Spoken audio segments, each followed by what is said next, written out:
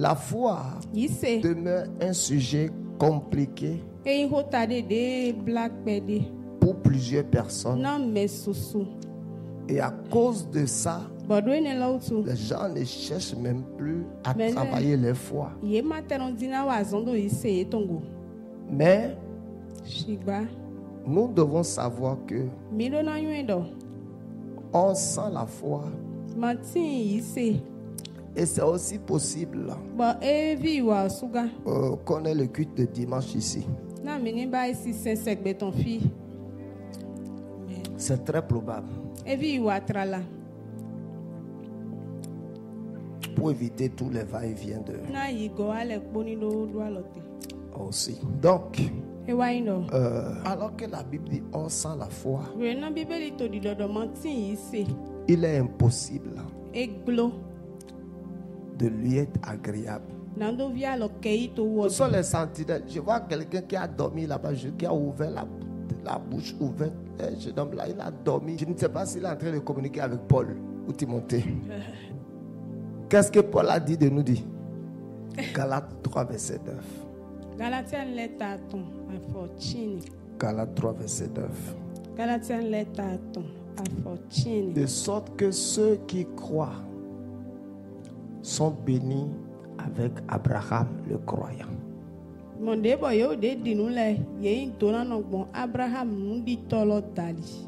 Ceux qui croient, ce n'est pas ceux qui viennent à l'église. Ce n'est pas ceux qui viennent à MPR. Amen. Ce n'est pas ceux qui jeûnent. Ce n'est pas ceux qui prient. Ce n'est pas ceux qui viennent au camp. Mais ceux qui croient sont bénis avec Abraham le croyant. Ce qui veut dire que la foi nous connecte à la bénédiction d'Abraham. La foi nous connecte à la bénédiction d'Abraham. Puisque Genèse 12 nous dit que Dieu avait promis à Abraham de le bénir s'il obéissait à ce que on était en train de lui dire. Et la Bible dit qu'Abraham obéit et partit. Et ainsi, sa vie a été bénie. Comment se fait-il que lui, il a été béni et moi, je dis que j'ai trouvé le Dieu d'Abraham et je ne manifeste pas la bénédiction comme le Père Abraham.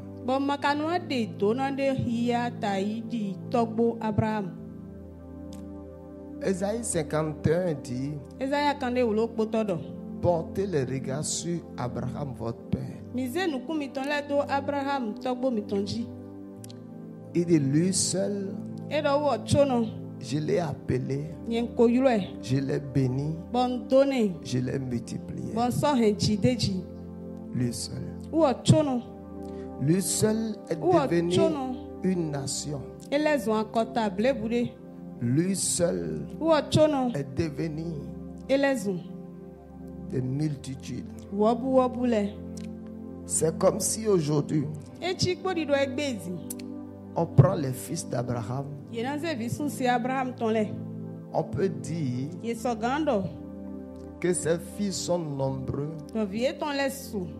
Il n'y a pas un pays sur la terre dans lequel tu ne verras pas ses fils. Si tu ne vois pas les juifs, tu verras les chrétiens.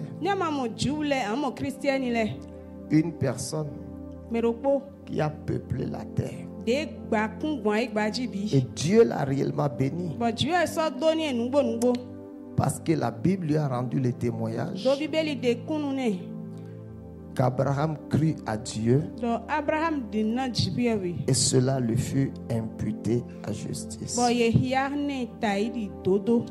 Je veux ce midi que toi et moi, on ait une compréhension sur ce que veut dire la foi, afin de ne pas être dans l'erreur. Et quelle est la source de la foi, la base de la foi? Où est-ce qu'on trouve la foi? Comment la foi se fabrique? Comment opérer dans la foi? Comment marcher dans la foi? Nous allons voir toutes ces choses maintenant. Alors l'autre jour, la première chose qui concerne la foi est qu'on croit avec le cœur et non avec la tête.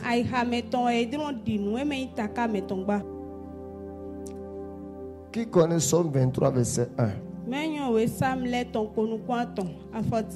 Qui peut me réciter ça? L'Éternel est mon. Tu vois? Le Psaume 23. S'il vous plaît, le jeune homme là, il faut l'amener derrière là-bas. De toute façon, il est en train de dormir là-bas, ça me gêne. Va derrière, va derrière. Va derrière, va derrière. Va derrière. Il n'avait jamais gêné, j'ai l'impression. Il a quitté où? Calavi ou bien ici? Il a quitté Calavi. Oui, oui. Ok, il est d'ici. Ok. Vous voyez, la plupart d'entre nous ici, nous connaissons le Psaume 23.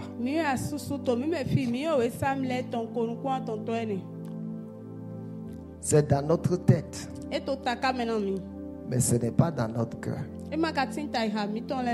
Si c'est dans notre cœur, cela devrait déjà commencer à produire des résultats.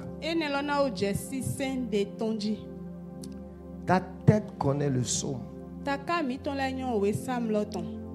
Mais ton cœur n'a pas reçu l'esprit de ce psaume. Amen. Alors, Romains 10, à partir des versets 8 à 10, il dit: que dirais-je donc? Romains 10, verset 8. Que dit-elle donc? La parole est près de toi, dans ta bouche et dans ton cœur. C'est la parole de la foi que nous prêchons. Verset 9. Si tu confesses de ta bouche le Seigneur Jésus et si tu crois dans ton cœur que Dieu l'a ressuscité des morts, tu seras sauvé. Tu vois, tu crois et tu confesses. Les deux là doivent être ensemble pour qu'on appelle ça la foi. Tu crois. C'est quoi la croyance? C'est que ton cœur est d'accord à ce que Dieu a dit. C'est la disposition du cœur et de la pensée à l'égard de la parole. Une bonne disposition. Donc quand on dit la foi, tu es d'accord.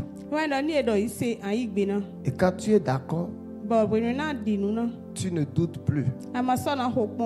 Quand tu es d'accord, tu crois que ce que Dieu a dit là est vrai, que c'est comme ça. Et ensuite, tu confesses. La foi que tu ne confesses pas de ta bouche n'est pas la foi. Amen. Ça, c'est la première chose que tu dois retenir sur la foi. Et qu'on croit avec son cœur et non avec sa tête. La foi se trouve dans le cœur. Mais la pensée est la porte par laquelle la foi descend dans le cœur. Tu vois, quand tu crois, tu n'as plus de double pensée. Ou dans ta pensée, tu dis à la chose la même. Est-ce que Dieu peut me faire? Tu n'as pas deux opinions dans ta tête. Non. C'est ça le doute. La deuxième chose sur la foi. La foi est efficace dans un cœur pur. Amen. De toute façon, les gens ont crié maintenant. Après, ils ont commencé à dormir. Est-ce que je ne vais pas changer de stratégie?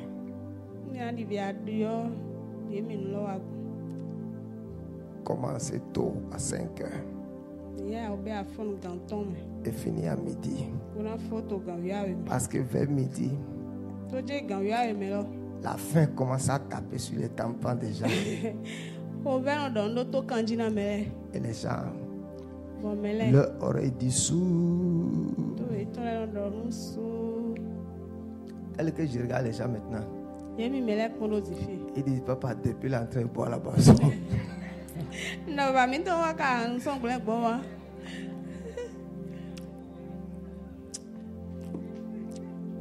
Si tu veux boire ta boisson, il faut boire ta chose. Chacun sait pourquoi il est venu. Mais sache que moi, il y a très longtemps que j'ai commencé à creuser mon puits. Toi, tu viens de commencer. Non, je ne vais pas te dire plus que ça. Moi, je jeûne tous les jours. Ça, c'est seulement hier, mercredi, tu as commencé. Amen. Ok. Dis, la foi est efficace dans un cœur qui est pur. Si ton cœur n'est pas pur, la foi ne peut pas rester dedans. Elle va se décomposer. Vous voyez, quelle que soit la grosseur d'un poisson, quel que soit comment le poisson la coûte cher. Est-ce que vous savez qu'il y a des poissons qui coûtent cher? Hein? Selon toi, les poissons la coûtent cher jusqu'à combien le kilo? Hein? 100 000. 100 000, c'est trop peu. Praise God. Alléluia. Il y a des poissons où le kilo, ça va à $1000. 600 000. Amen. Yes. Il y a une poule en Chine qui va jusqu'à $2000. Coclo de peau, 1,2 million.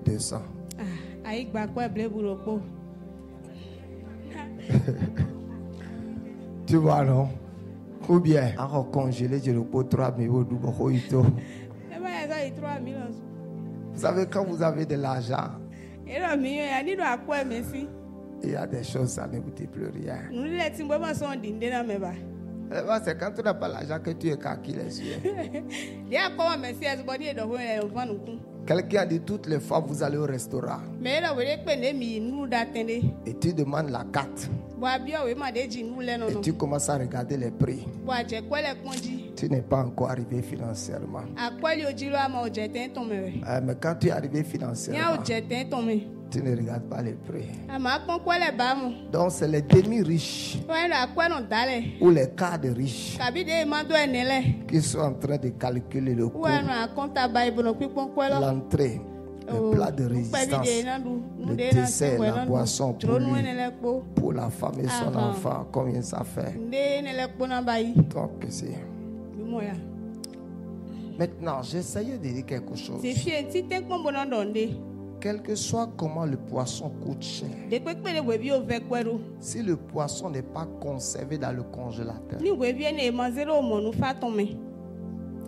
il va se décomposer. La foi est conservée dans un cœur propre. Quand la foi arrive dans un cœur qui n'est pas pur, elle se décompose. Elle va se dégénérer, elle va se gâter. Elle ne sera plus efficace. Elle ne va plus travailler. 1 Timothée 3:9. C'est pour ça, vous avez beau crier, beau sauter, beau casser, kachata. Est-ce que tu as déjà vu des prières où on fait comme ça? Il y a les karatés dedans. Si ton cœur n'est pas pur, ta foi fera naufrage. Ta foi fera naufrage. Ta foi fera naufrage. Ta foi fera naufrage. Ok. 2. La pureté du cœur. Il est important qu'on s'efforce pour avoir un cœur pur. Somme 24 d'hier. Qui peut monter à la montagne de l'Éternel? Autrement dit, qui peut se tenir devant Dieu? Il dit, parle toi-même pour défendre ta cause. Pour défendre ta cause, il faut que tu te tiennes devant Dieu dans sa présence. Mais pour rester devant Dieu dans sa présence, il est nécessaire. Tu vois, dès que nous venons devant Dieu, la chose qui apparaît sur l'écran, c'est ton cœur. C'est à cause de notre cœur que beaucoup d'entre nous, nous sommes rejetés dans la présence de Dieu. Notre cœur n'est pas bon. Tu vois, tel que nous sommes tous venus ici maintenant, ce que Dieu a commencé à regarder depuis le matin, c'est le cœur avec lequel nous sommes venus ici. Donc Dieu va dire, avant qu'on ne parle de n'importe quelle chose, traitons d'abord ton cœur. Proverbe 4. Il dit, garde ton cœur plus que toute autre chose. Garde ton cœur. Pas ton argent, ton cœur. Pas ta santé, ton cœur. Si tu gardes ton cœur, tout le reste des choses te concernant seront gardées. Mais si tu donnes assez à Satan dans ton cœur,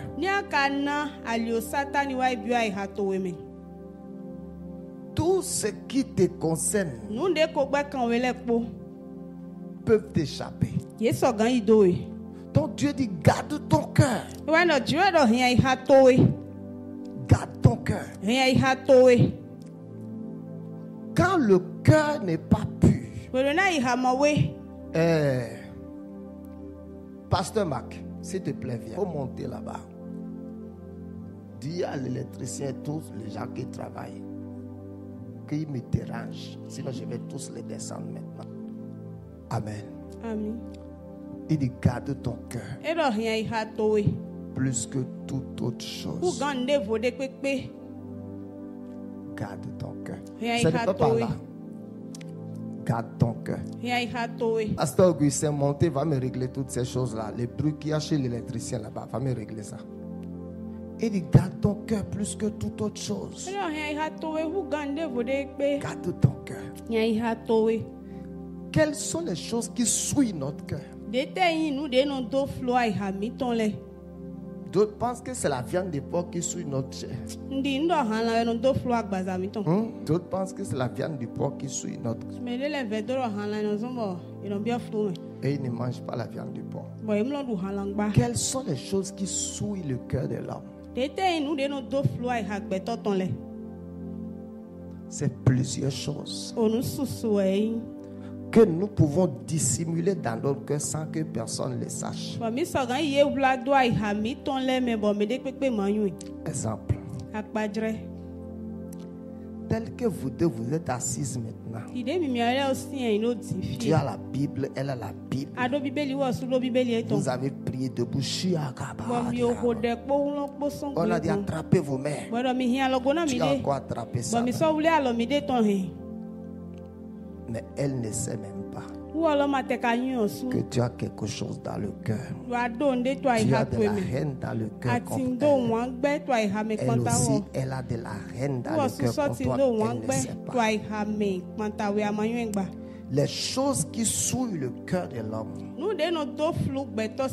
ce sont des choses semblables, qui sont la haine. Tu vois, qui sont l'envie. La Bible dit Abel et Caïn étaient dans le champ. Les deux en train de travailler. Abel ne savait pas que Dieu, depuis que Dieu a agréé son sacrifice, que Caïn a eu de l'envie contre lui. Fofo, tu sais, quand maman parlait avec papa, papa a dit quelque chose. Je n'avais pas bien compris la chose. Fofo, tu peux m'expliquer? Fofo, comment tu fais là? Et tes tomates poussent beaucoup. Abel était naïf. Beaucoup d'entre nous, nous sommes naïfs. Et pendant que Abel dans son cœur pensait à la paix, comme Amon a invité sa soeur. Comment on appelle sa soeur? Hein? Tamar. Tamar est partie. Elle dit Fofo est malade. Et Fofo veut que je lui prépare des gâteaux. Et Tamar était en train de préparer. Et Tamar pensait que parmi toutes les sœurs de Amon, elle est la préférée de son frère. Alors que Amon calculait. Dès qu'elle va rentrer, dès qu'elle va donner le gâteau, la suite. Tu vois, Tamar ne pouvait pas savoir que dans son cœur, que dans le cœur de son frère, il y avait un projet pour charcuter sa destinée. La plupart des projets et des desseins malsains que nous avons dans le cœur, personne ne les connaît avec nous. Alors, Dieu seul connaît le cœur de l'homme et connaît comment le cœur de l'homme est mauvais. Donc quand nous venons devant Dieu, est-ce que nous pouvons laisser la parole de Dieu purifier notre cœur, transformer notre cœur, afin que Non. On ne trouve pas dans notre cœur de l'envie, de la haine, de la jalousie, de l'impureté, de l'immoralité. Il y a des gens, ils ne peuvent pas, quand ils restent debout, tout ce qui se passe dans leur tête et dans leur cœur, c'est de l'impureté. Ils ne savent pas comment maintenir leur cœur pur. Et après, ils vont commencer à déclarer, je déclare. Et Satan dit, tu déclares quoi? Parce que pour que la foi soit efficace, il faut qu'elle émane d'un cœur vivant. Parce que la foi, c'est des paroles vivantes qui sortent d'un cœur vivant. La troisième chose sur la foi est basée sur la parole. Ouais, vous ne pouvez pas baser la foi sur vos rêves.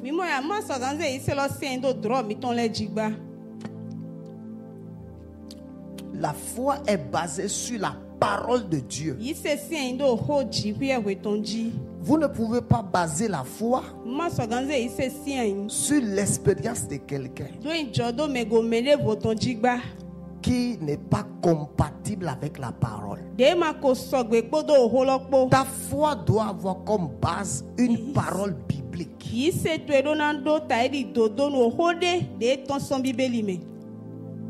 Oh, j'ai fait un rêve. Ta foi doit être soutenue par la parole. Si ta foi n'a pas une base biblique, ce n'est pas la foi. Ce que tu déclares doit trouver son origine dans la parole de Dieu. Exemple, la Bible dit, si quelqu'un dit à cette montagne,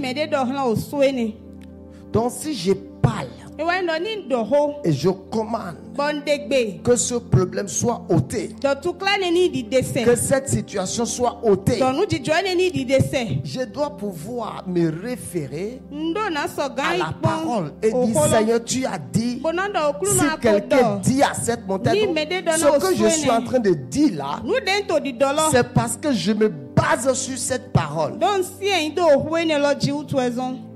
La foi doit avoir une base biblique. 4. La foi demande l'obéissance et la pratique. Tu vois, quand Jacques 1, verset 22 dit quoi? Mettez en pratique la parole. Laissez-moi vous montrer ce que veut dire mettez en pratique la parole.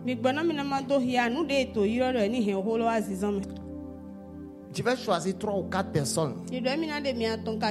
Et chaque personne va me poser la question de savoir comment on peut mettre la parole en pratique dans tel domaine de sa vie.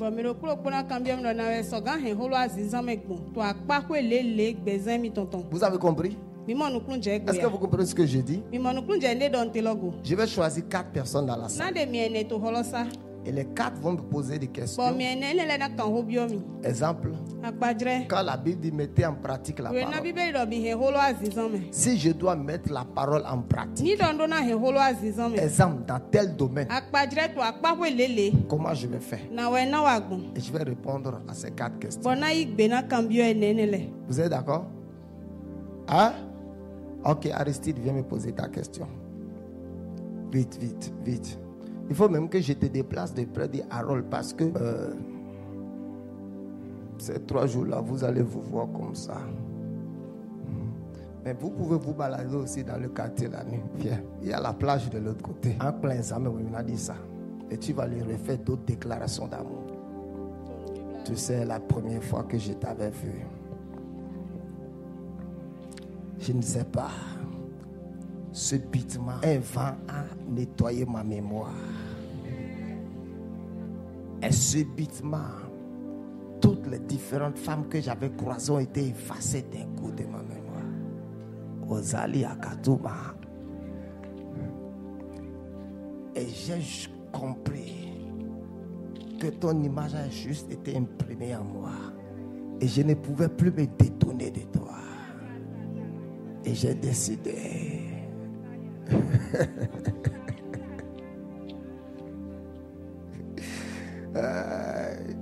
Les hommes. Sont-les. Ok.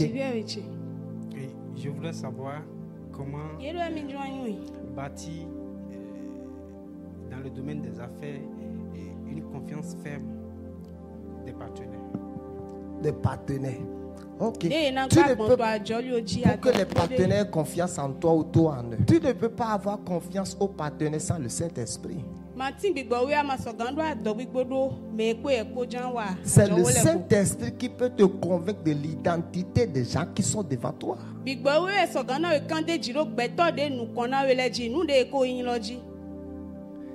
ce n'est pas ce que les gens te présentent que tu crois. C'est ce que le Seigneur te montre sur les gens. Tu comprends? Ok. Ok. Clétus. Ok, laisse-moi. Est-ce que vous comprenez réellement ce que je disais? Okay. Laissez-moi évoluer. Comme tout. Qui a compris ce que je disais? J'ai l'impression que beaucoup n'ont pas compris ma question. Beaucoup n'ont pas compris ce que je disais. Ok. Mettez Jacques 1, verset 22. Je vais mieux expliquer. Jacques 1, verset 22. Jacques 1, verset 22. Regardez. Il dit mettez en pratique la parole. Mettez en pratique la parole. Ok.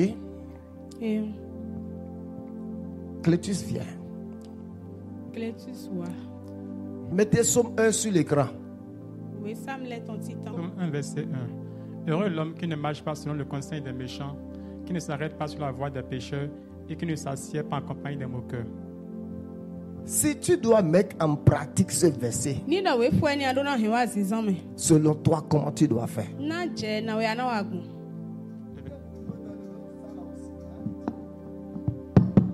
verset, s'il vous plaît.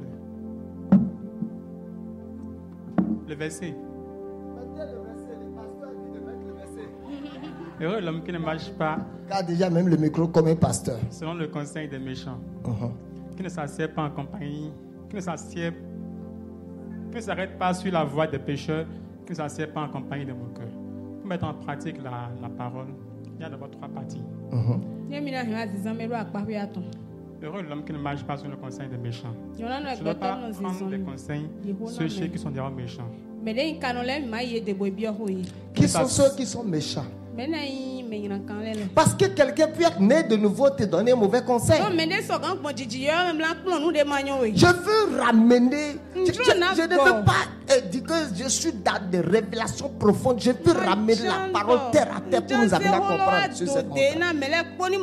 Quelqu'un peut être un chrétien, mais le conseil qu'il te donne est démoniaque. Le frère de Amon qui lui a dit de coucher avec Tamar, n'est-ce pas un enfant d'Israël? N'est-il pas de la postérité de Judas?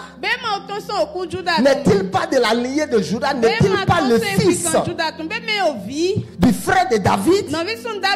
Mais pourtant il lui a donné conseil méchant. Donc si tu dis que le conseil des méchants, c'est simplement ceux qui sont des païens, le diable ne va jamais t'attendre au niveau des païens pour te donner des conseils. Il va utiliser les chrétiens pour te donner des conseils qui vont détruire ta destinée. I can be born again. Et je te donne un conseil mauvais. N'est-ce pas quelqu'un qui a dit à Absalom, quelqu'un qui était proche de David, de coucher avec les femmes de son père. Donc tu dois savoir ce que la Bible appelle le conseil des méchants.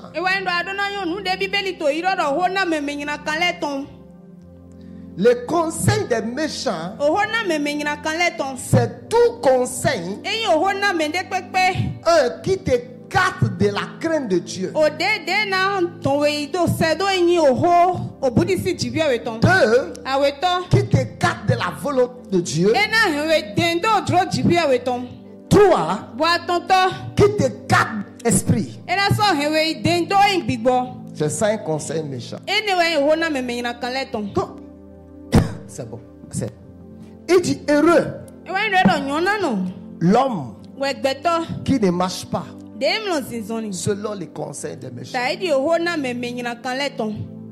Beaucoup d'entre nous, nous avons été détruits parce que nous avons suivi de mauvais conseils. Est-ce que Ève était méchante quand elle donnait le conseil à son mari de manger le fruit? Pour elle, elle essayait de convaincre son amoureux. Donc fais attention pour voir quel type de conseil tu suis. Il dit heureux l'homme qui ne marche pas selon le conseil des méchants et qui ne s'assied pas en compagnie des moqueurs. Deux, quand quelqu'un est un pratiquant de la parole, il ne sera jamais assis quelque part où on est en train de critiquer. Il ne sera jamais assis quelque part où on est en train de médire. Si il y a 10 chaises et les 10 sont en train de parler de ça, il doit se lever et quitter là. Tu vois, quand la Bible nous dit de mettre en pratique la parole, c'est un exemple terre à terre de ce que j'ai dit. Il dit, mais heureux l'homme qui ne marche pas selon le conseil des méchants et qui ne s'assied pas en compagnie des moqueurs, mais qui trouve son plaisir dans la loi de l'Éternel. Tu vois, donc quand quelqu'un est pratiquant de la parole, il lit la parole, il médite et il est en train de parler la parole. Il parle la parole, il déclare ce que la parole a dit qu'il est. Ça, c'est un exemple terre à terre de la pratique de la parole. Mais en même temps aussi,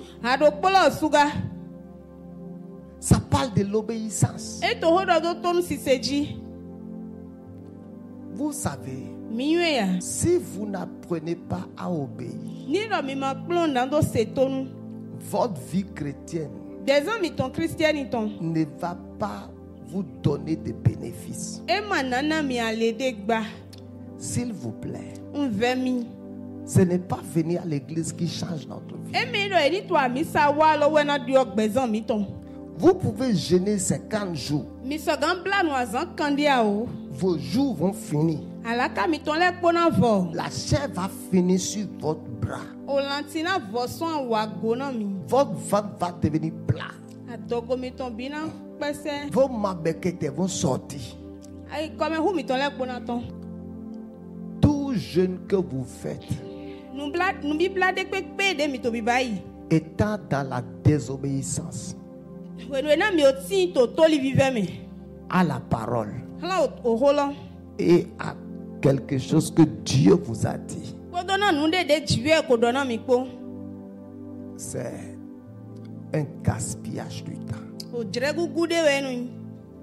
Et beaucoup ne vivent pas dans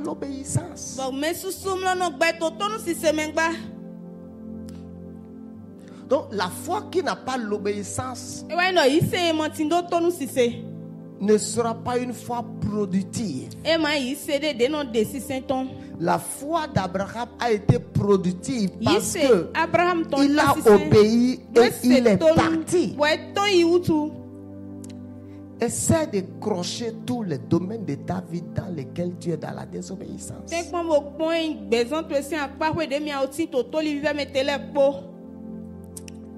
Amen.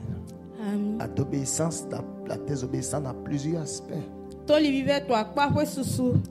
vois, toutes les fois tu entends la parole où on doit servir Dieu, tu dis je le ferai, mais tu ne le fais jamais. Tu n'es pas dans l'obéissance.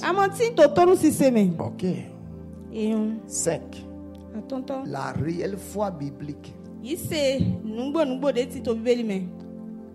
est remplie de gratitude et de reconnaissance. La Bible dit rendez grâce. 1 Thessaloniciens 5. Pour toutes choses. Tu vois, donc quand vous avez une foi biblique solide, pure et vraie,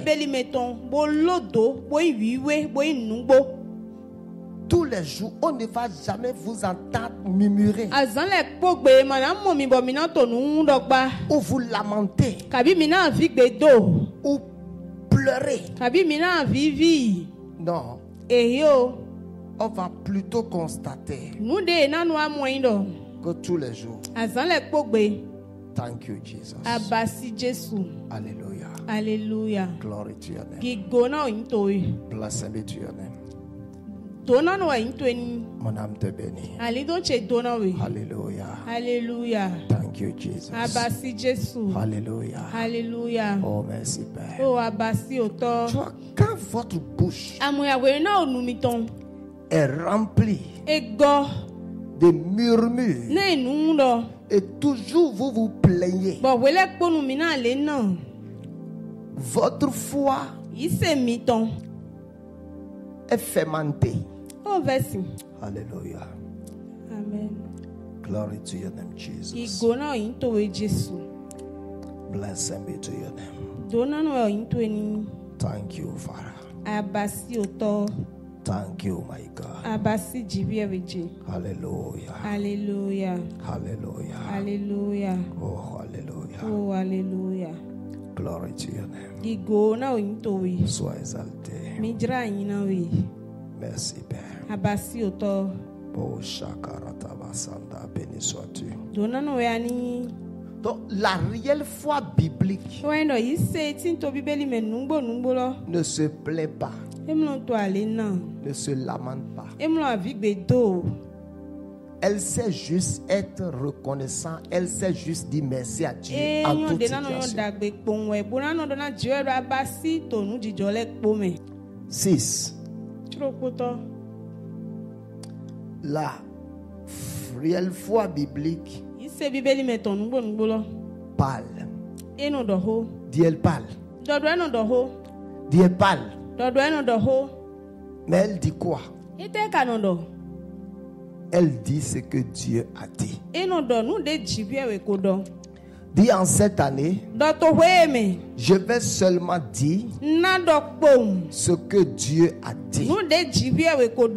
Je ne vais pas dire ce que je sens. Je ne vais pas dire ce que je vis. Je ne vais pas dire ce que je traverse. Mais je vais seulement dire ce que Dieu a dit. Maintenant, tu traverses quoi? Tu vis quoi? Le simple fait que tu répètes ce que tu vis tous les jours est un signe que tu n'es pas dans la foi.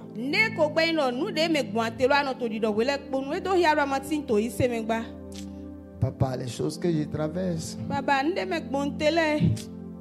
j'ai même honte de venir te dire ça. Les choses que je traverse sont énormes. Tais-toi. Tu n'es pas le seul qui traverse quelque chose. Les autres aussi traversent quelque chose. Parfois, chacun est en train de traverser quelque chose. Yes. Parfois, chacun a un défi devant lui. Et toi, tu vas penser que ton défi là, c'est toi qui as des problèmes plus que tout le monde. Toi, tu connais mes défis maintenant. Tu ne connais pas. Mais je ne parle pas de mes défis. Je parle plutôt du chemin de sortie. Je parle plutôt de la victoire. Je parle plutôt de la grâce de Dieu. Je parle plutôt de l'aide de Dieu. Donc, au lieu de passer ton temps à dire ça ne va pas, c'est compliqué, c'est difficile, papa c'est compliqué, papa c'est compliqué, oh, toi ma foi n'est pas ta foi, c'est compliqué, c'est compliqué, non, ça va encore, c'est compliqué. Parce que la foi ne complique pas les situations. C'est les mauvaises paroles qui compliquent les situations. Si tu dis c'est compliqué, la Bible dit que la vie et la mort sont au pouvoir de la langue. Donc ça va se compliquer.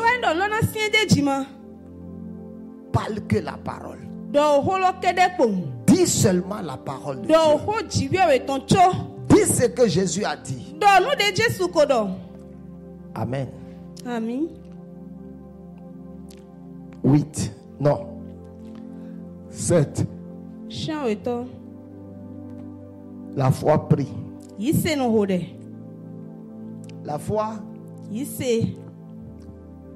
Tu vas, au lieu d'être là en train de murmurer et dire je ne sais pas quoi faire, personne ne veut m'aider, les gens ne m'aiment pas, les gens sont mauvais dans l'église là. Quand tu étais en train de venir dans l'église ici, on n'était pas dit que quelqu'un va t'aider ici. On n'était pas dit ça. On a dit que c'est Dieu qui va t'aider. J'ai parlé de mon problème au responsable d'intercession. Ils n'ont pas pensé à comment m'aider. Et ils me disent maintenant pourquoi je ne suis pas venu à l'intercession. Si tu vas garder ces choses dans le cœur, tu seras frustré. Il faut juste prier. Il faut juste prier. Just pray. Pray. Et quelle prière? Très simple. Parle en langue. Et déclare la parole. Parle en langue seulement. Prie en langue. La cosa paracoute là-bas. Mosobaradi. La foi prie. La foi ne bavarde pas, la foi prie. La foi ne se lamente pas, la foi prie. La foi ne pleure pas, la foi prie. La foi ne promène pas le regard inquiet, la foi prie. La foi prie, elle prie, elle prie, elle prie, elle prie, jusqu'à ce que la prière se matérialise.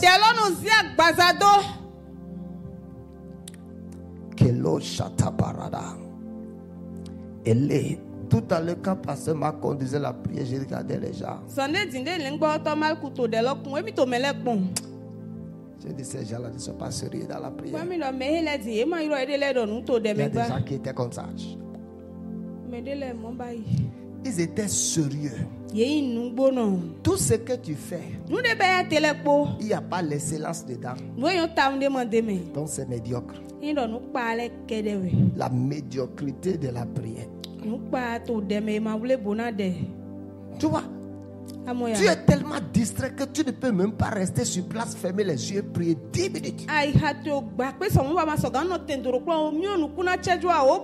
Tu dois regarder ton portable.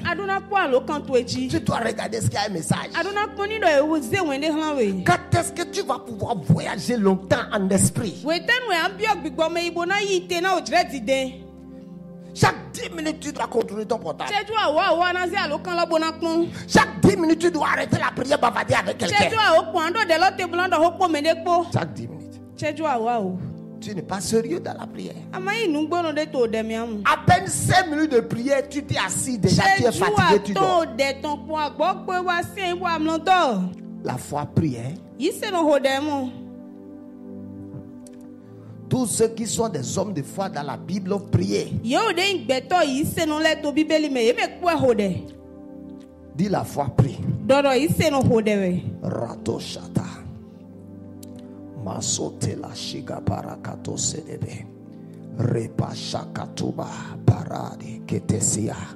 Ratu kapente pashikato paradia. Peleba kata barabushato bade. Inda parabashata ko paradi badebe. Maso paradata bashete. Si tu veux connaître quelque part où les gens ne prient pas du tout dans l'église, il faut regarder les gens du groupe musical. Ils vont penser que les chants remplacent la prière.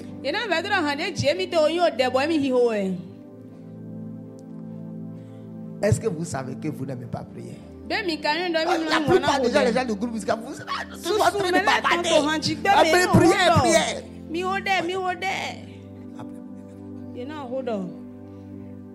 Et 3 jours vont passer maintenant. Lundi, maintenant, tu vas m'appeler. Pour dire, papa, je vais te voir.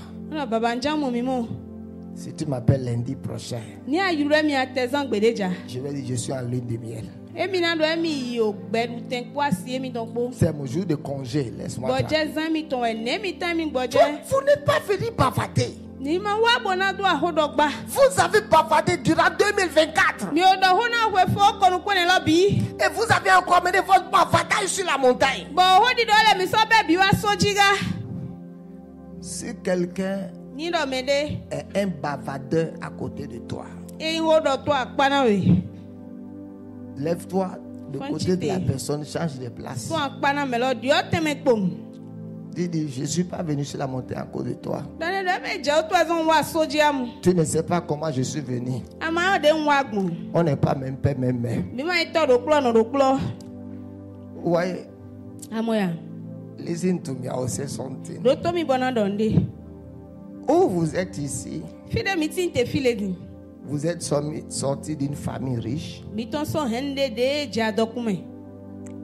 ou vous êtes sorti d'une famille pauvre.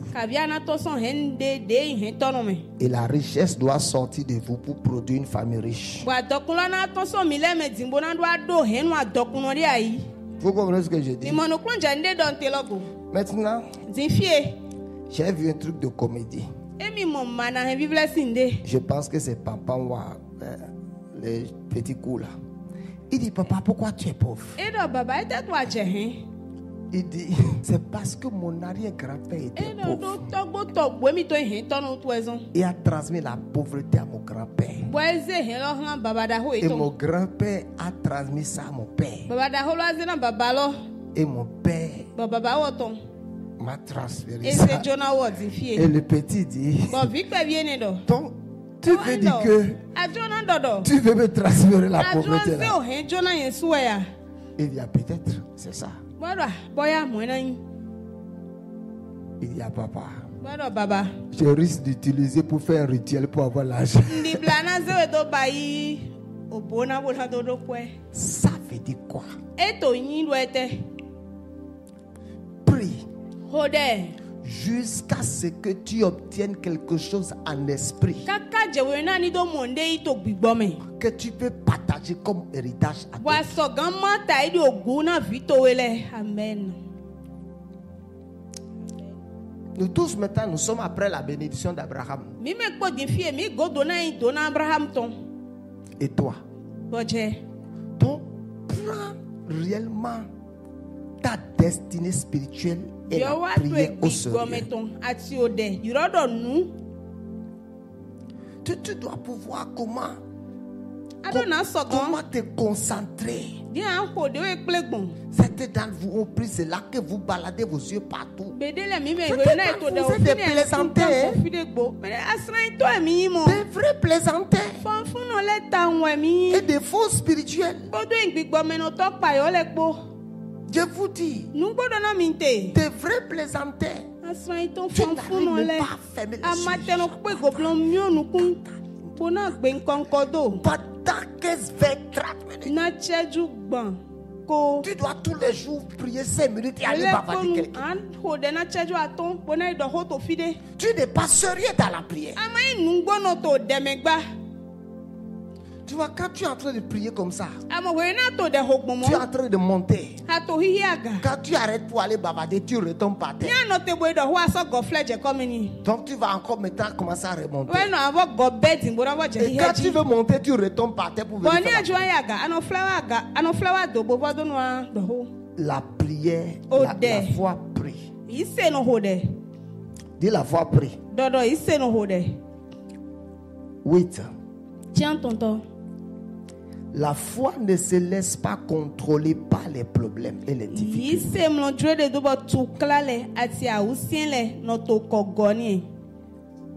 Beaucoup d'entre nous, nous laissons toutes les situations bizarres nous contrôler. Tu es contrôlé par tes problèmes. La foi ne nie pas l'existence des problèmes. Mais la foi refuse de laisser les problèmes nous contrôler. Romains 4, verset 19 à 21. Et sans faiblir dans la foi, il ne considéra pas que son corps était déjà usé. 9. Dit la foi n'est pas un sentiment ou une émotion.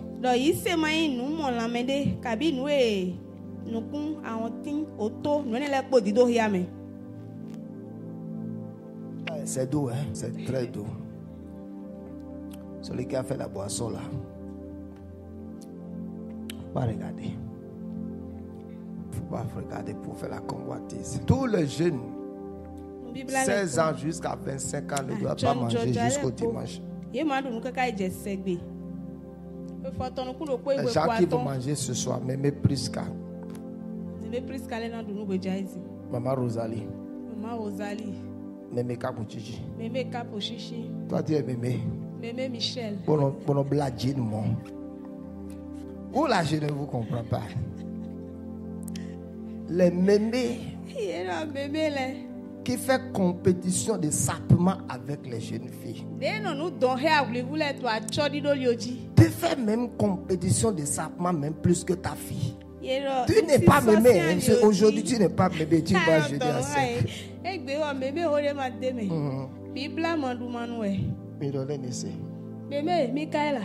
Mémé, Michaela. Mémé, Madame Michel.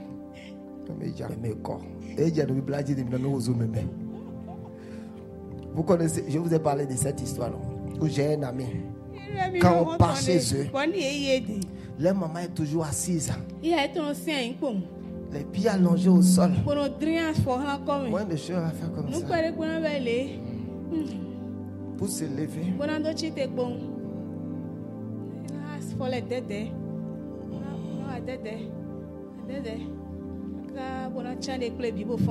On a un ami qui est sous là. Il a pris 10 000. Il a mis le feu sur les billets. Il a jeté les billets vers la mémé, vers la direction de la mémé. Et cette fois-ci, les tensions de mémé sont parties. Mémé a su sauter pour aller prendre l'argent pour éteindre le feu. Et le monsieur là, il voyait là tous les jours quand on parle là-bas.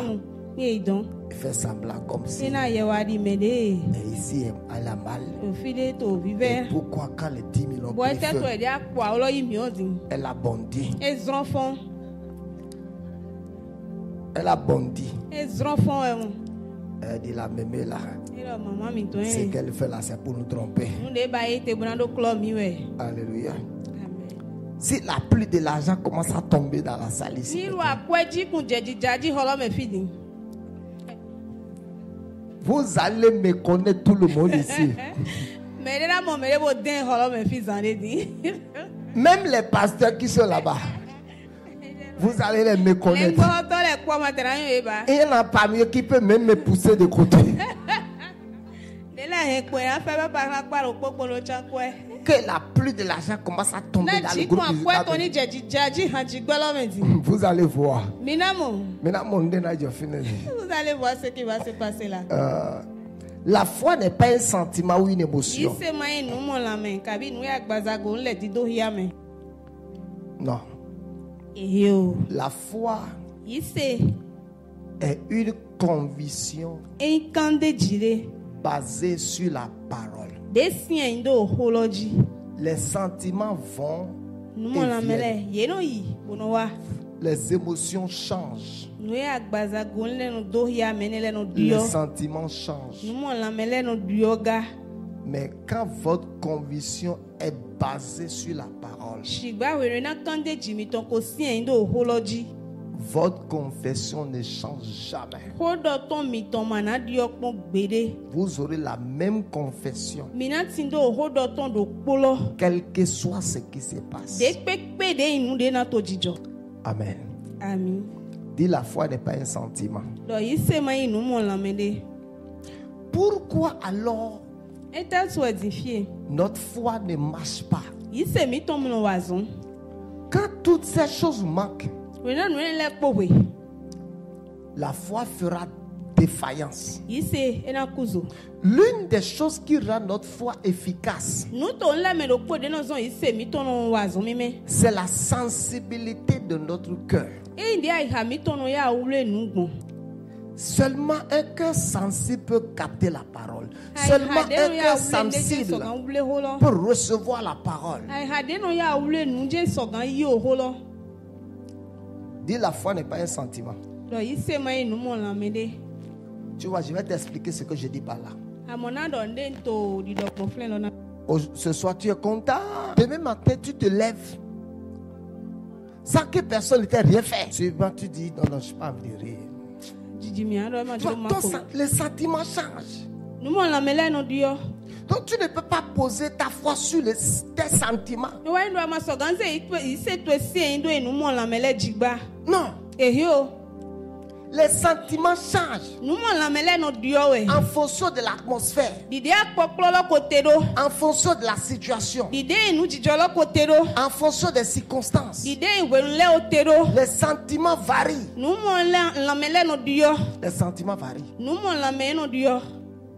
Les émotions changent. Mais la parole ne change pas.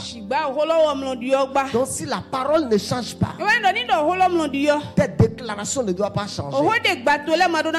Tu dois continuer de dire la même chose. Je suis un vainqueur. Au nom de Jésus, quand la situation se complique, tu continues de dire, je suis un vainqueur. Quand la situation se complique, tu continues de dire, c'est mon année de bénédiction. Cette année, je reçois de l'Éternel un signe de bénédiction. Le meilleur don du ciel. Le meilleur don du ciel, c'est la puissance du Saint-Esprit dans ma vie. Donc ma vie est bénie. Je déclare la bénédiction. Je déclare la bénédiction. Quand la situation se complique, j'insiste et je continue de déclarer la parole. Dis Amen. Dis Amen. Dis, je ne suis pas un échec. Dis, je suis un gagnant. Je suis un vainqueur. Je suis le fils d'Abraham. Dis, je suis en haut, jamais en bas. Ma vie est féconde. Ma vie est fertile. Ma vie est productive. Dans le nom de Jésus. Dis, ma vie est bénie. La foi ne change pas ses confessions. S'il vous plaît, le micro ici, hein? Et vous dormez derrière là-bas. Depuis longtemps, le micro saute, vous ne savez pas qu'il faut changer. Vous voulez toujours amener l'homme de Dieu à pécher. Toi, tu n'es même pas encore marié. Et tu fais des choses comme ça à mon micro quand je prêche.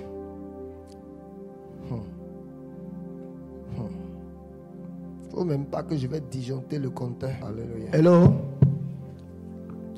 Dis la foi n'est pas un sentiment. Il est 16 heures. Pour que la foi efficace et vivante, il faut maintenant que ta conscience soit vivante. C'est là l'autre jour, nous avons parlé de la conscience. Mettez-moi sur l'écran la définition de la conscience, s'il vous plaît. Et je vais m'arrêter, donner une requête et on va prier sérieusement. Et puis on va se reposer. Et je vais permettre aux mémés, aux jeunes mémés de boire de l'eau. Sauf frère, bon, toi tu es jeune mémé. Toi tu as 3 garçons, une fille. Il faut que je projette les photos sur l'écran. Sinon je ne vais pas prier pour cette année. Hein. Vous savez, il y a des coqs. On mange ça à la maison. Les coqs à qui on donne les cartons à manger, on les vend au marché. Mais les coqs que tu nourris bien là, on partit de la basse-cour. Elle a 3 millions de garçons. 1 million de filles. Vous m'attendez? Vous qui n'avez pas encore de bague. Donc, I will choose one for you. Je ne prie pour toi. Ma mère ne touche pas. Oh, c'est comme ça, c'est gagnant dans la vie.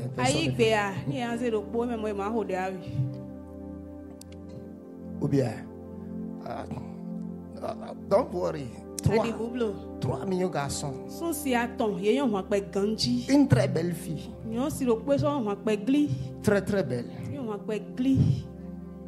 Masoula Kataye. Ne vous inquiétez pas, hein? La même Michel aussi a 3 belles filles.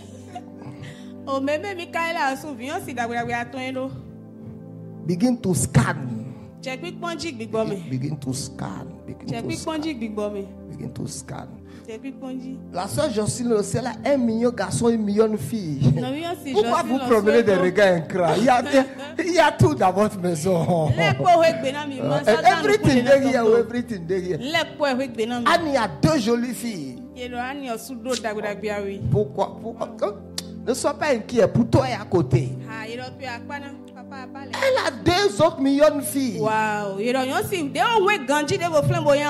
qu'il y a trop de filles et de garçons dans notre famille? Tu ne devais même pas être inquiet. Ne vous inquiétez pas, on va faire fête de famille, rassemblement de tous les enfants, les petits enfants. Et le jour là, il y aura 10 minutes de prédication. Et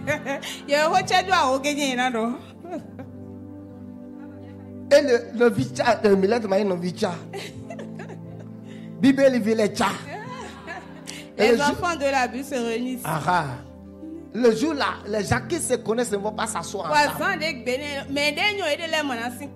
puis, il n'y aura pas de chaises, il y aura des tables, il y aura les nourritures. Les gens seront debout autour des tables en train de changer.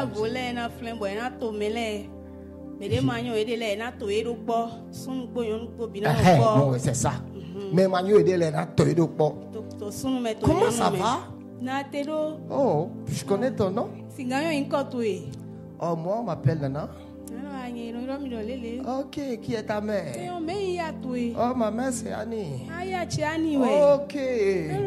Tu as une merveilleuse maman là. La maman, je l'admire beaucoup. Oh, j'aurais voulu souhaiter qu'elle soit ma belle-mère. Tu as dragué comme ça. Tu as dragué comme ça, hein? Tu lui as tout dit. Tu n'as plus besoin de faire de longs discours. Papari do baba. Amen. Dis, il faut que j'ai une conscience sensible. Okay. Lisons la définition de la conscience. Tout le monde. La conscience est la faculté humaine permettant de percevoir et de juger ses propres actes, pensées et émotions, ainsi que le monde environnant. C'est la faculté humaine permettant de percevoir, de juger tes propres actions. Exemple. Sophie, viens. Fais-moi comme tu me parles. Fais-moi comme tu me parles. Fais-moi comme tu me parles. Non, ne me parle pas comme papa. Fais comme si, ok, comme si tu me parles à un frère. Après, on va aussi faire pour papa. Fais comme si tu me parles. Fais pas un peu en rose. Moi, je parle en rose.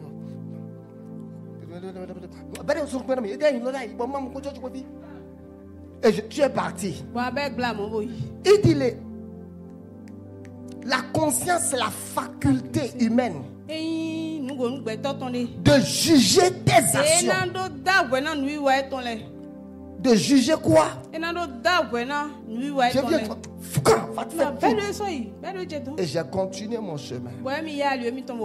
Ça que ma conscience ne me dise rien. Je ne suis pas arrivé à juger cette action, cet acte. Quand tu vis comme ça, ta conscience est morte. Maintenant, je suis ton papa. Et tu me parles. Et tu argumentes avec moi. Tu dis, papa, je ne suis pas d'accord. Et j'ai dit, ok, c'est bon. Et tu fais demi-tour, tu pars. Ça que ta conscience ne t'amène à juger tes actes et tes actions. Là, ta conscience est morte. Vous voyez? C'est pour ça que tout ce que nous appelons la foi, ça fait naufrage.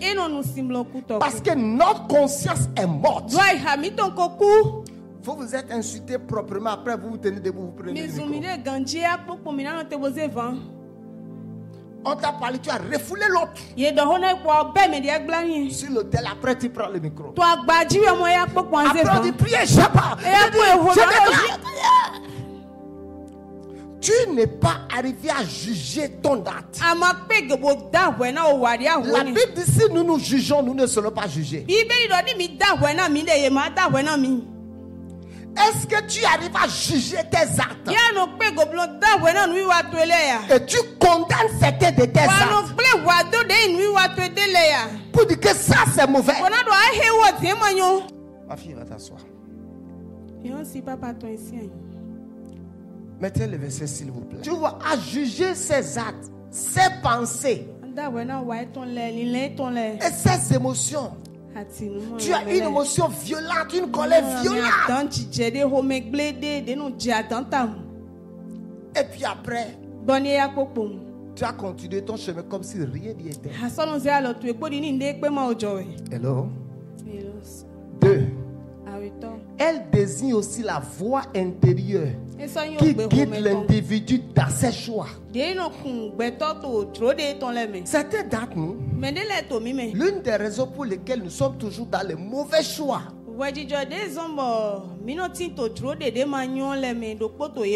nous suivons nos yeux. Nous suivons ce que les gens nous disent, mais nous ne suivons jamais la voix intérieure du Saint-Esprit dans notre esprit. Mais sachez une chose, chaque choix vous donnera une récompense. Chaque choix. Chaque choix que tu fais, il n'y a pas de choix sans conséquence. Josué a dit, je mets devant vous l'Éternel et les idoles. Choisissez qui vous voulez servir. Mais moi et ma maison, nous servirons l'Éternel. Je te dis, il n'y a pas de choix sans conséquence. Il n'y a pas de choix naïf. Il n'y a pas un choix où tu dis c'est. Je l'ai fait étant dans l'ignorance. Tu as vu combien de personnes ont pris l'acide dans l'ignorance et sont morts?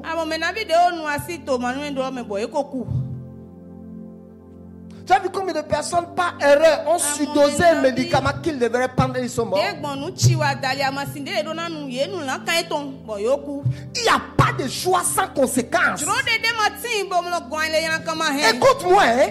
Les choix que tu fais aujourd'hui, pense à ce que ça va te produire dans 5 ans. On ne fait pas un choix en considérant que le présent. On fait le choix en considérant le futur et le présent, en évaluant son passé pour voir ce que les choix d'hier m'ont donné comme récompense. Il n'y a pas de choix sans conséquence. Je m'en fous, je choisis ce que je veux, choisis ce que tu veux. Personne ne sera jamais forcé pour son choix.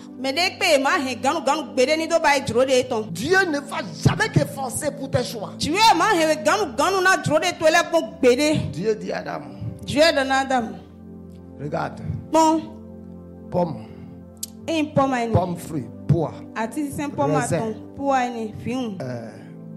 grenadier, orange, salade. Ne mange pas. Tout le reste. Mange. Tout le reste. Ne mange pas. Adam a fait son choix. Fais ton choix. Adam a fait son choix. Chacun va assumer ses choix. Tu vas assumer pour tes choix. Chacun va assumer pour ses choix. Chacun va assumer pour ses choix.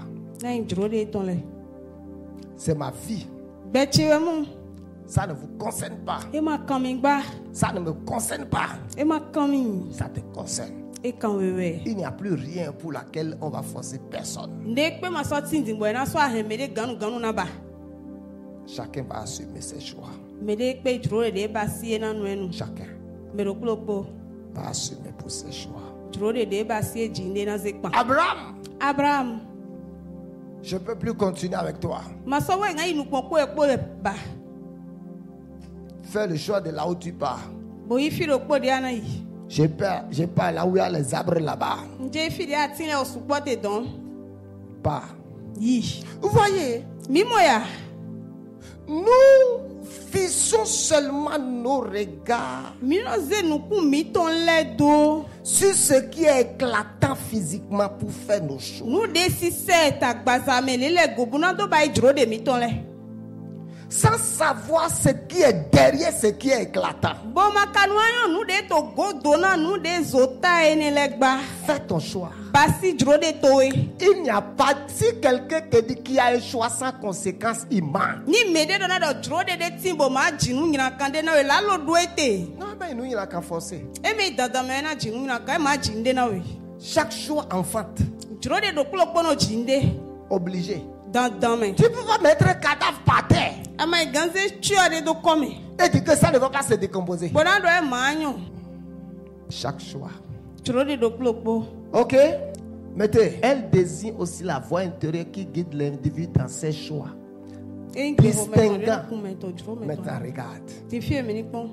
Distinguant le bien du mal selon une moralité biblique.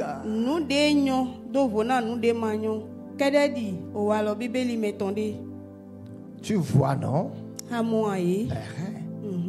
selon une moralité biblique.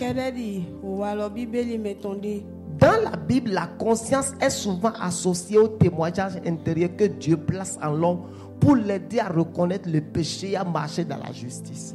Quand votre conscience est morte, quand vous manquez l'argent, vous avez des soucis. Mais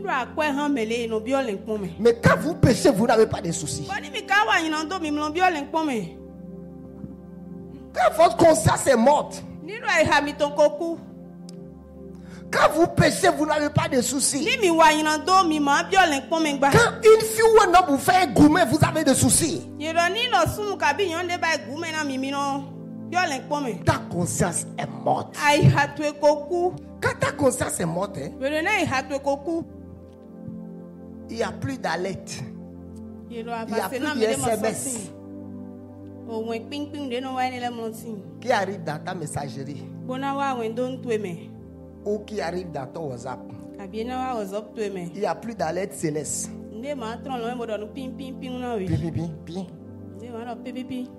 Tu ne reçois plus rien comme ça. Ta conscience est morte. Tu as tué ta conscience. Tu as tué ta conscience. Tu as tué ta conscience. Comment les gens arrivent à tuer les consciences? Quand on continue dans le mal, quand on continue dans la désobéissance, dans la haine. Caïn a tué son frère sans avoir un problème de conscience. Beaucoup d'entre nous savons tuer notre conscience. Tout doucement. De ta chrétienté, tu as commencé à laper des poudres. Tu as vu comment tu es arrivé là-bas, tu as tué ta conscience. Donc les gens disent, si Dieu même veut, il va m'empêcher. Tu mens. Pourquoi Dieu n'a pas empêché Adam et Ève de manger le fruit? Dieu les avait déjà dit de manger pas. Oh Seigneur, si ce n'est pas ta volonté,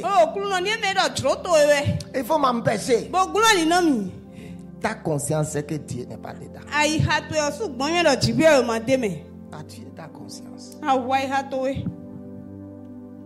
Et il n'y a pas de choix sans conséquence. Il n'y a pas de choix sans conséquence. Tu es supposé partir quand? Tu m'as dit que tu retournes quand? Non, c'est un exemple. Je veux juste. Tu es supposé retourner le 13. Si tu dis bon. Je repars demain. Il faut que je retourne. Si tu vas à Air France ou là où tu as acheté le billet pour dire je vais retourner demain, est-ce qu'il n'y aura pas de conséquences financières? Ou bien, si tu viens à Cotonou, tu dis je ne veux pas rester en famille, je ne veux pas rester chez Jocelyn, je veux rester dans un hôtel. Est-ce qu'il y aura des conséquences? Conséquences financières. Comment est-ce que nous pouvons faire les choix et penser qu'il n'y a pas de conséquences? Hein? Comment on peut faire des choix et dire qu'il n'y a pas de conséquences? Et dire que Dieu est miséricordieux. Tu ne sais pas ce que veut dire la miséricorde de Dieu. Tu ne peux pas d'avance dire que Dieu est miséricordieux et faire un mauvais choix et compter sur la miséricorde de Dieu. Ça, c'est un péché programmé d'avance dans ton cœur. Même les gens qui ont reçu le pardon dans la Bible, les conséquences sont restées sur le choix. Comment vous pouvez dire qu'il n'y a pas de conséquences pour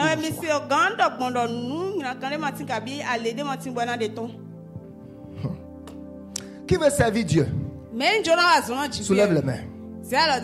Qui veut servir vraiment Dieu? La Bible dit quiconque désire servir pieusement le Seigneur sera persécuté. Quiconque va marcher avec Jésus vrai.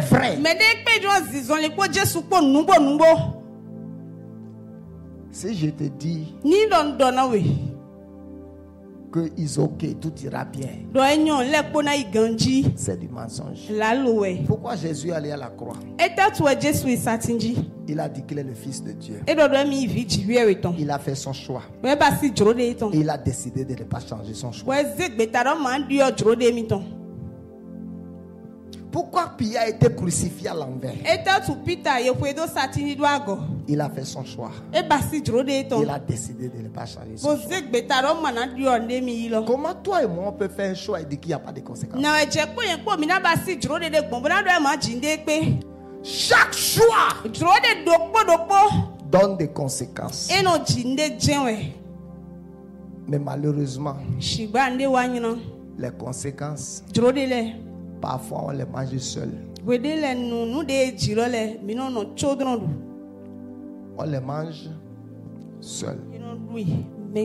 Que sur cette montagne, Dieu nous fasse miséricorde pour nos mauvais choix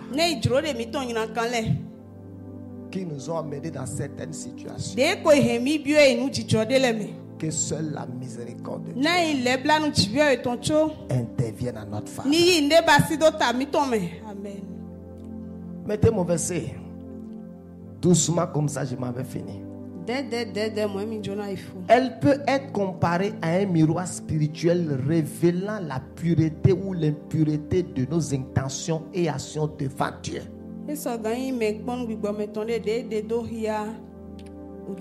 La conscience influencée par la parole de Dieu et le Saint-Esprit est un outil pour discerner la vérité et allier sa vie sur la volonté de Dieu. Tu vois, tu allies ta vie sur la volonté de Dieu. Hello? You did hear me? You did hear me? Ok, tu m'entends? Yes. Il n'y a pas de choix sans conséquences. Et personne ne va assumer les conséquences avec toi. Si tu fais un mauvais choix, tenons-nous debout. Il n'y a pas de choix sans conséquences. Parasi la kuba le matala madebo. On tu vas dire que moi je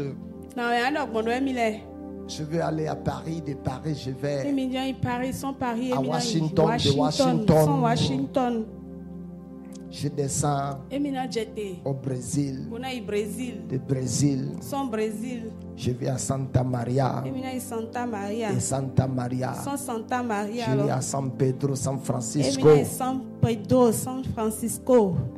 Tout ça c'est bien, mais calcule le coût. Le coût. La Bible dit quand quelqu'un veut construire,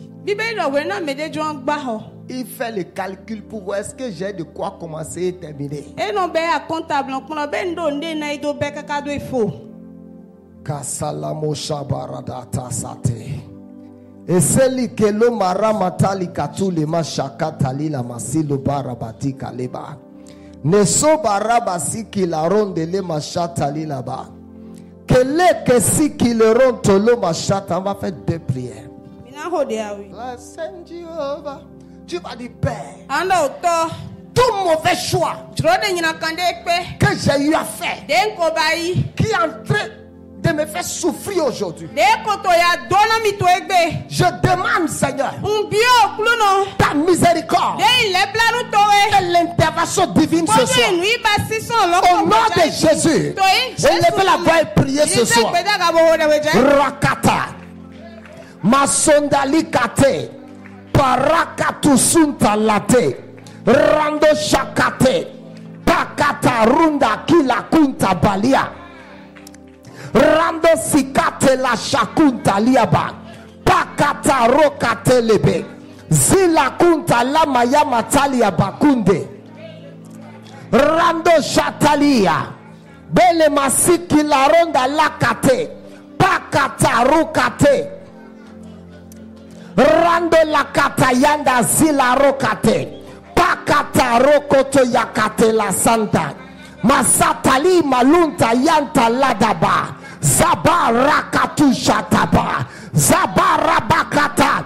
Pakata rakatu lakate la shataba. Rakoto bariata liaba. Pakata shata landa baradialo.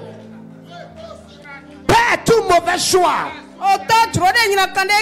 qui m'a amené dans la souffrance. Au nom de Jésus, je demande ta miséricorde.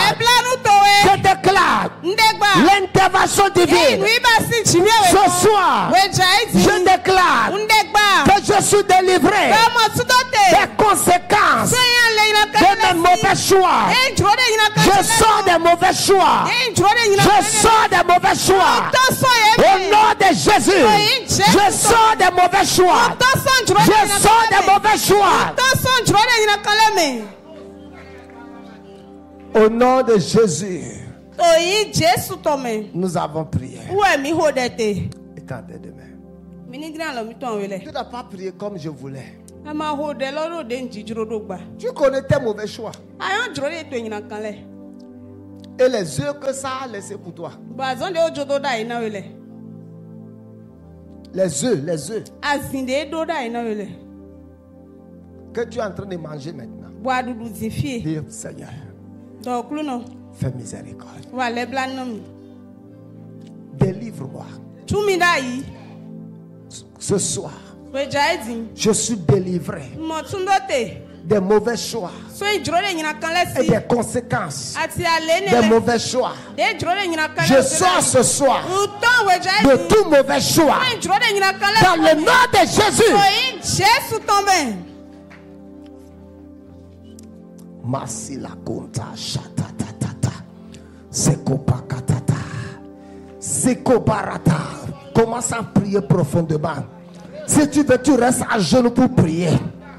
Ratakushate Zesakatapo Rashata Manseketo Barakate Mantala Shatukaba Rakote Kela Sikata Pakata Rakunta Itabashata Rakate la Shatataba Zikato Rakunta Pakata Rakunta Ikata Shatata Rakatu Shatelebe Pakata rakunta ladapa shata paratapa jakata paradapa diba rabashata padi zabarakata bashete radabashata paradeba yadaba radebo shata ramenda bashakata rando lakate lakunta shata rakatulia bashata pakata rakunta jabaria batakata mazata kato barakata jataradia barukate pakata lakato shatata rakata linda bashata yatakate tebe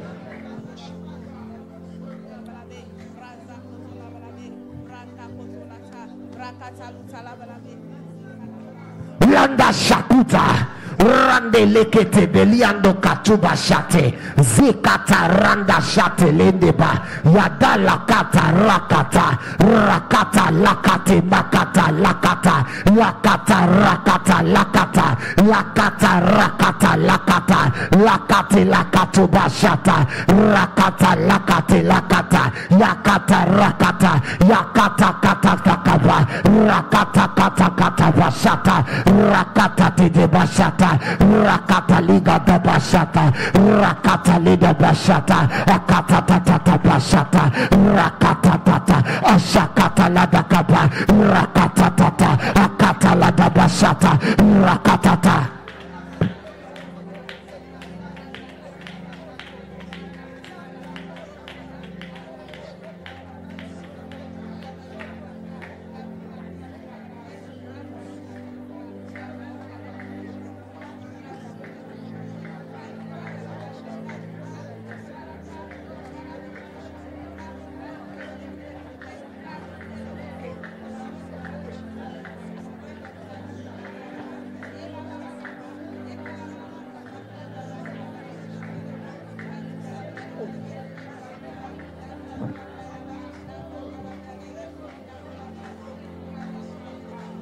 Masunta lebe. Randa shatate. Rakatu. Masila kata lakatoba. Rakate lebe lebe. Rokoto yakata tatakaba. Rakata. Shata lede de de de de. Merci Père. Au nom de Jésus, nous avons prié. Étendez vos mains. Phara, nous déclarons que chacun d'entre nous, sur cette montagne,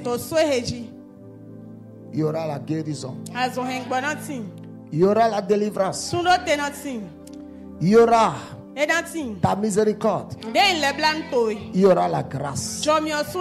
Sur cette montagne, chacun recevra une intervention divine, une rencontre personnelle avec toi. Que le Seigneur vous bénisse. Au nom de Jésus. Amen. On recommence tout à l'heure à 22h. Prenez du temps pour lire la parole et méditer au nom de Jésus. Amen.